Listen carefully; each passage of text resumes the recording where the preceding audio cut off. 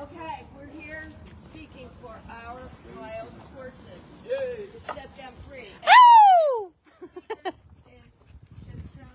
sorry, Bobby Tungutsi, who is here with some Shoshone partners, Native Americans who hold the horse in great esteem and spirit. And Austin. Yay! And I'm good. Thank you. You want to use this? I think I'm loud enough. Can everybody hear me? Yes. My name is Bobby Tungutsi. I come from the Wind River Reservation. I'm enrolled east of Shoshone. That's the tribe I come from. And I'm here today to speak up for the horses that are on the Wind River Reservation. They are our ancestral horses and our cultural lineage. Some history on that is we, pre-reservation time, we were in trade with the Spaniards along the Mexico and Rocky Mountain region with all of our horses, all the trades. The Shoshones and Comanches were some of the first tribes that got some horses and began trading throughout the native communities. Part of the Shoshone horse culture is the healing and the connection back with the horses and the land and the people.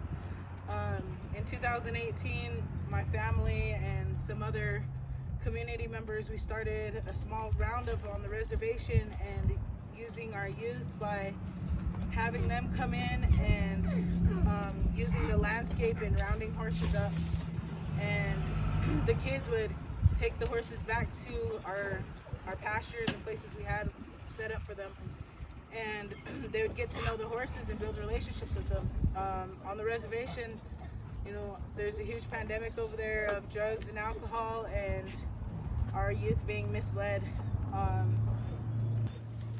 Our particular focus was the teens because we have a lot of nieces and nephews that bring their friends around, and there's this one particular boy. His name was Nate. He was about 15 at the time, and his home was unbalanced. He was in and out of foster homes and then wherever his uncle and aunts were.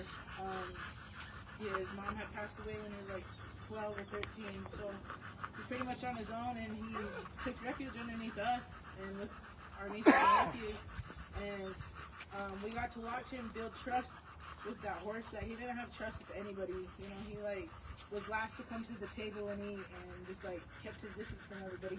But with that horse, we seen his engagement, and he stayed with us up until the BIA and the Fish and Game back at home on the reservation started their own roundup and put a stop to us rounding up and utilizing the horses with the youth.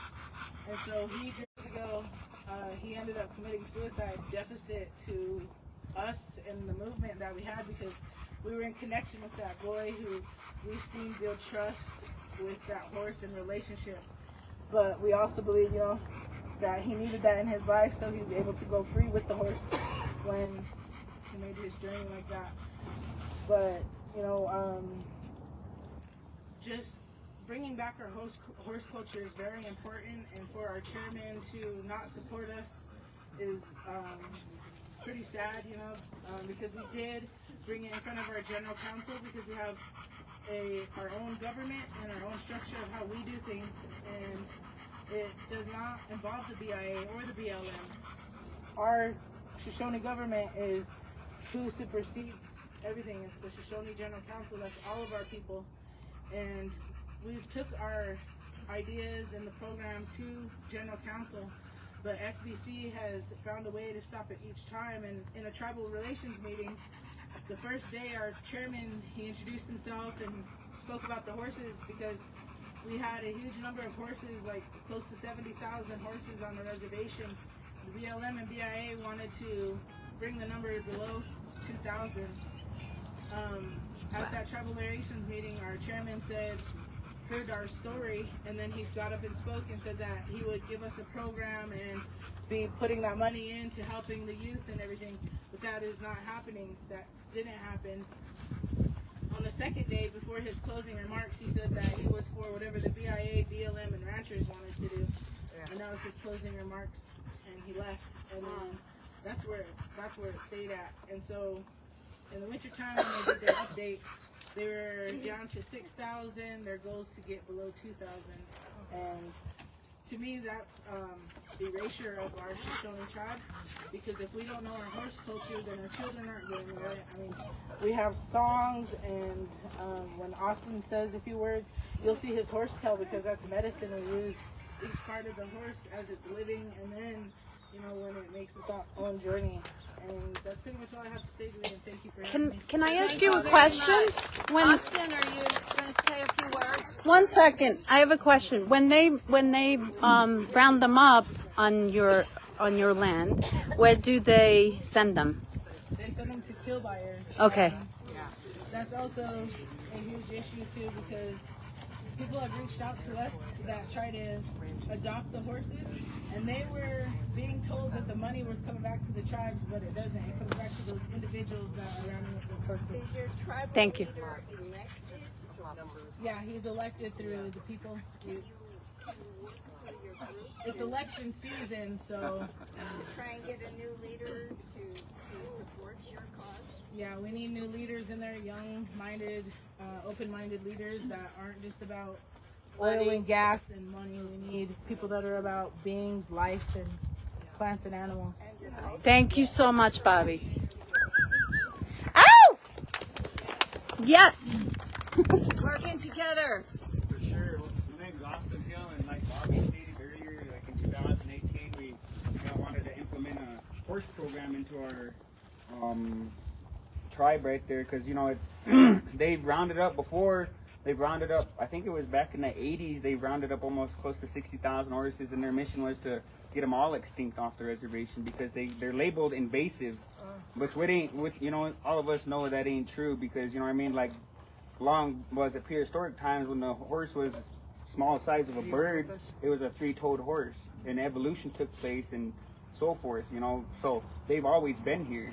They've been here longer than the cows and some people and things, So a lot of that takes place, and then so we wanted to implement that to, show our children, not just to take them, lead them around in a corral on a broke horse. That ain't horse culture. Horse culture, to me, in my mind, is more into depth of showing that horse love and showing them, respect, and teaching them, and also learning from that horse, Yes. And a lot of our people where we come from, like Bobby stated that a lot of our people are influenced by alcohol and drugs, and that's a big pandemic. And a lot of that it's horse medicine that helps with that trauma and helps with all the things that we're dealing with. And as Native people, even non-Natives, it helps a lot of them. And a lot of that stuff, we have a respect for that, because to me, that's where it started. Sobriety started from the horses and everything, and that I've been carrying that for almost 7 years now. Yeah. And Awesome. it feels That good is to do so that. Awesome. And I appreciate all of that, and I'd like to thank you for your time and everything as well. And it's important to get this out there to like our leadership and everything else, because they're the ones that are kind of stopping us, basically gatekeeping what needs to happen. If they want to help with the cows and stuff, there's not enough food. Of course there's not enough food. Why don't they build something for that? But of course it boils back down to money and everything, and control. These horses have been here a long time, so when they deplete our horses, they're depleting our culture, and they're depleting further generations, knowledge of all of that. And that's why it's very important that we can come here and, explain that to, all of the people that are listening. Just like to say that. Much. Yeah, thank you. Just want to expound on, I'm so glad you brought that up, Austin, that for the longest time it was thought that horses were here for hundreds of years, and that the Spanish and English settlers brought them over. Right. And they did bring horses, but horses have not been here for hundreds of years. They've been here for millions. Yeah. They evolved here. 55 million years ago. That's right, 55 million years ago. Very recent archaeology evidence, and just going out in digs and finding fossils and skeletal remains. Scientists have proven unequivocally that they are evolved in North America, and they are a native species, just like our bald eagle we revere, the wolf, and the horse, and we have no right to take them off their land. And one more thing, the red rocks that are just right outside of here, the red desert, that is central to the Great Basin where life started and expanded. And there are signs where those prehistoric horses were, along with the Shoshone people. And, I know that's a huge movement that's moving around over here in this area to protect that area. So the prehistoric and ancestry lineage is there with the Shoshones, the natives, and the Great Basin and the horses. So Awesome. They are not feral. yeah. Okay. Next, we Um, have a local Wyoming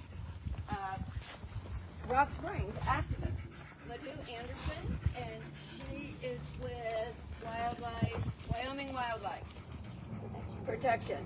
And she's going to say, as a local person here with boots on the ground all the time. Hello everyone. I'm going to use this stage because I don't think my voice is strong enough to reach everyone. My name is Madhu Anderson and I'm here on behalf of Wyoming Wildlife Protection Group. Today we stand united to defend wild horses of White Mountain herd. Their freedom, their very existence is at risk because the upcoming roundup threatens their future on the lands they call home. I live here. I have lived here more than 10 years, and I always enjoyed watching the wild horses at the scenic lope here. But I don't know now, after this roundup, if I would be able to see any of these horses. It breaks my heart. These roundups are cruel to animals and cost taxpayers millions of dollars.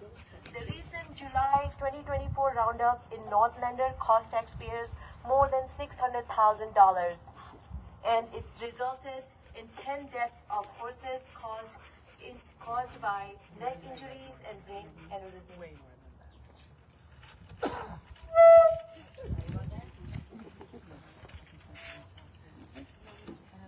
Another important point is the AML level of the BLM is questionable. That how many horses on the landscape is allowed. It's not based on science, it's based on politics. Because why only 205 or 300 horses is an appropriate number or appropriate management level for a 240,000 acres of land? Yo! Yes. Woo! The BLM is also using an outdated environmental assessment to justify this roundup instead of conducting a fresh NEPA review. This violates the requirement for current environmental analysis and public input. BLM is also required by law to base removal decisions on current data showing that excess animals are present and causing range degradation. The current NEPA documents do not provide adequate evidence of this, making this roundup illegal and unethical. Try it. So we call for transparency, accountability, and above all compassion from BLM. We urge BLM to halt this upcoming roundup and use White Mountain and other herd management areas to any or all classes of livestock. As far as we know, they are eradicating wild mountain herds. So let's stand firm in our commitment to preserving the legacy of these remarkable animals. Woo! Has the BLM done an assessment on the impact of cattle? No, of course. Hello. Actually, Peer has done a report recently. Yeah, where's our Peer?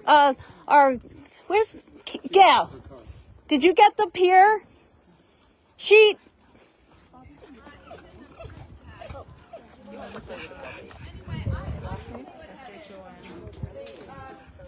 Here is public employees' environmental responsibility. Right. Louder. Public employee environmental responsibility. So they have published a report. Are you going to talk about this? A little bit. Oh, okay. Yeah, let's let the specialist go.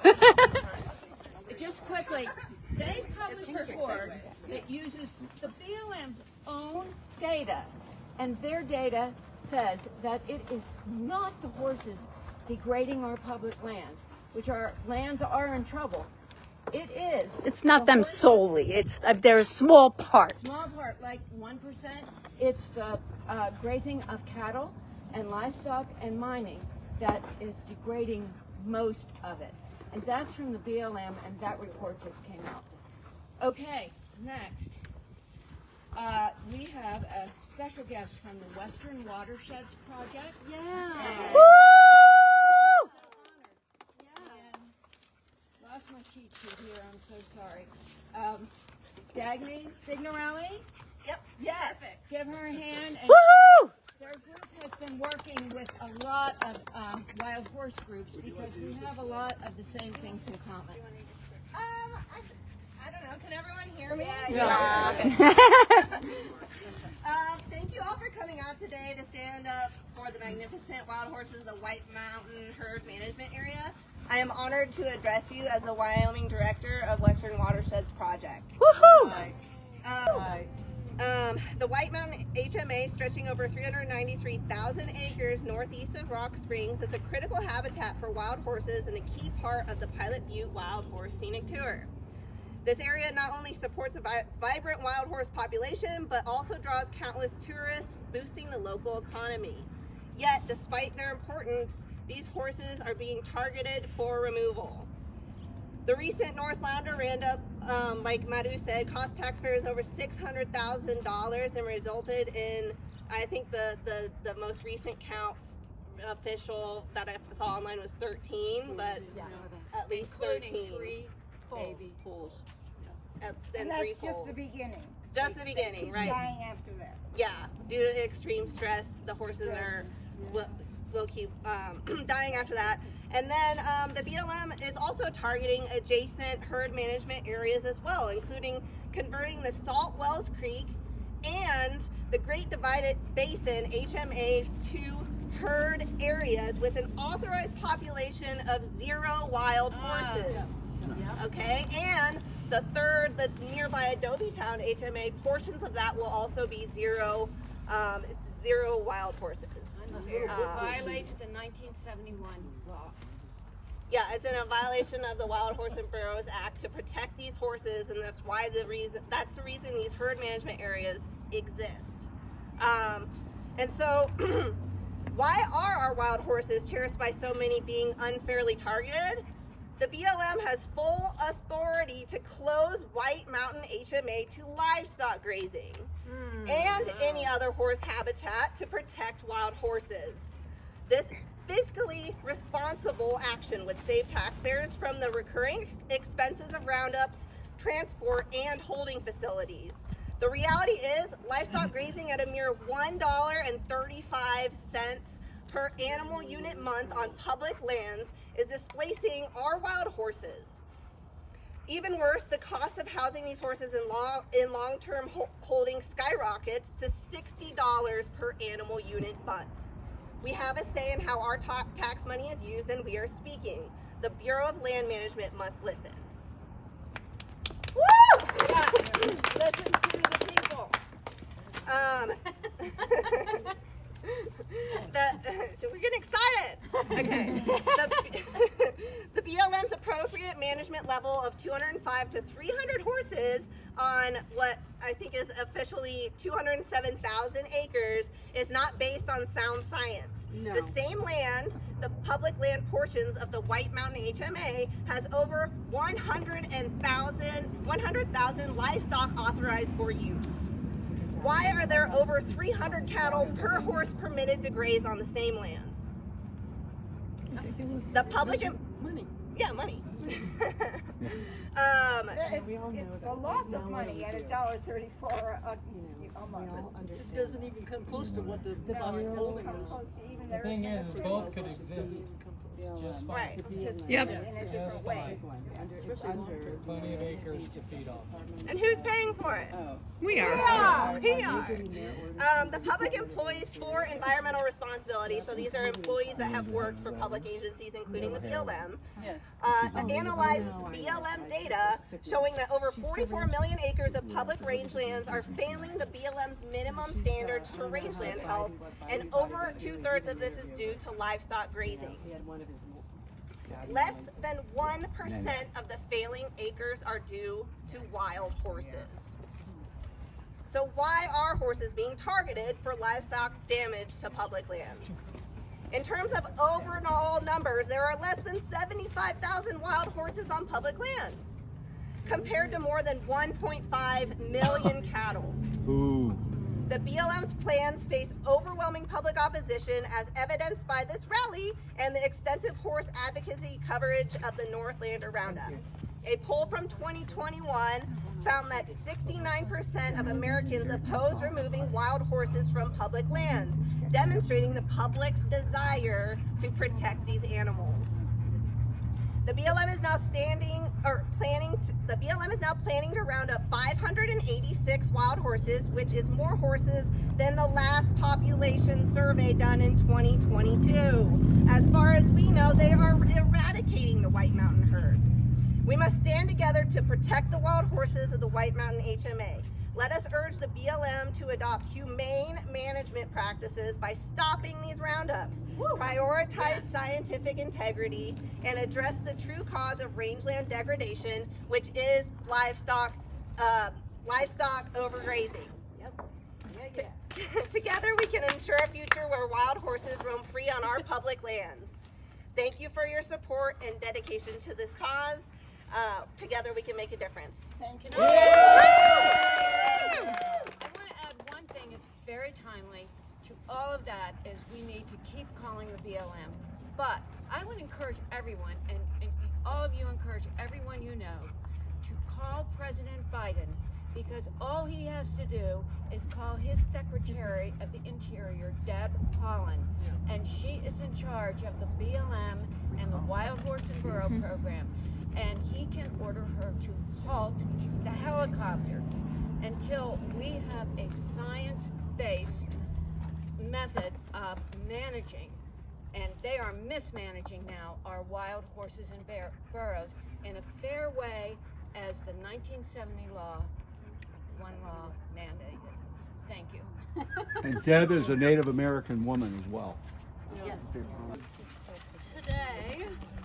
Today I'm wearing one of my hats, and that's Love Wild Horses Foundation. And I just wanted to tell everybody, when I started with Love Wild Horses, they had just started a study site in northern Nevada. And I went the first year, and they took 22 wild horses that they saved from the slaughter pipeline, and they released them onto this 500 acres, and they're free roaming. So the land originally was overgrazed by cattle from the owner previously, like that's all that was on there. So there was no, very limited vegetation, because it was just, they had moved off recently. So we were starting from a barren land. And then we put the horses on there to free roam, and they are supported with hay on the off seasons when there's no grass or whatever, to support them through it. But in just 22 months, it is astonishing. I went that first year, and just this past spring I went there, and the land, it looks like something out of the, I'm not exaggerating, I would love for you all to go on to the website and see the befores and afters, because it's amazing. You can see the mountain line, and you can see that it's the same exact area. It's not a made-up picture in any shape or form, but it is miraculous. There's seas of green now, and it was, when we first started, there was only 20 different species of plants, and in just 22 months now there is over 64 different species of plants. Just with having the horses on them. With the horses on it. And on Said they are seeing more wildlife coming back. like the pronghorn antelope.